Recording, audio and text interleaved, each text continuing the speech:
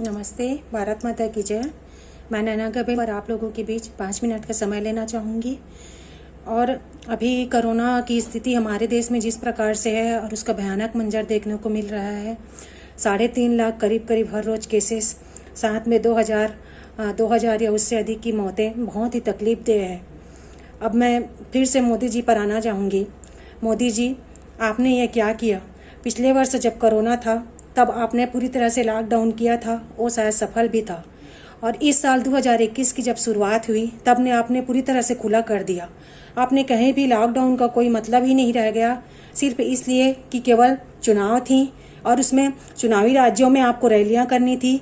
इतनी बड़ी बड़ी रैलियां, बेतहाशा भीड़, वो भी बिना मास्क की, और साथ साथ कुंभ मेले का भी आयोजन के लिए मंजूरी देना, और उसके बाद कोरोना का उन स्थानों पर जोरदार और भयंकर विस्फोट, ये स्थिति बहुत ही ज़्यादा खराब करती हैं।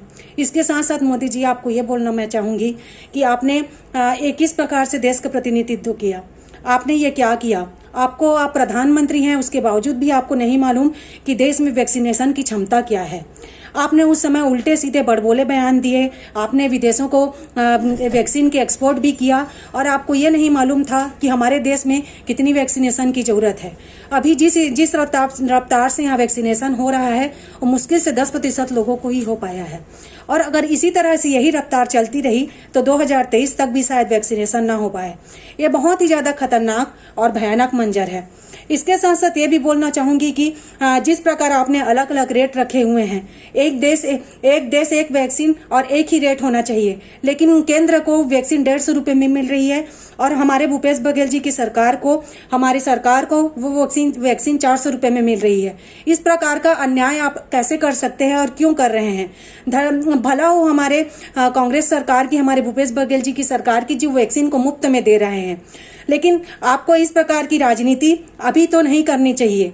मतलब जहाँ जहाँ आपके शासन काल है, जहाँ जहाँ आपकी शासन है, वहाँ आप रेट को कम करेंगे, और हमारे कांग्रेस शासित राज्यों की क्या आपको छत्तीसगढ़ के लोगों ने वोट नहीं दिया है? क्या आपको यहाँ की जनता ने चुनकर नहीं भेजा है?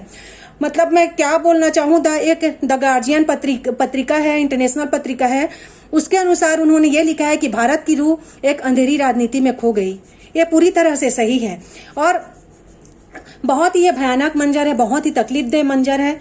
और आखिर में मैं आप सबसे विनती करती हूँ कि आप अपने घर में रहिए, सुरक्षित रहिए, और कहीं भी बाहर निकलते हैं तो मास्क लगा कर रहिए। आपके परिवार ही आपका सब कुछ है, आपके परिवार को आपकी ज़रूरत है। और माता रानी से और भगवान से यही प्रार्थना करना चाहूँगी कि पूरे विश्व को और हमारे देश को, सभी को इस विकट परिस्थिति से निकालें, और सबके लिए करते हुए अपनी वाणी को विराम देना चाहूँगी। जय हिंद, जय भारत, जय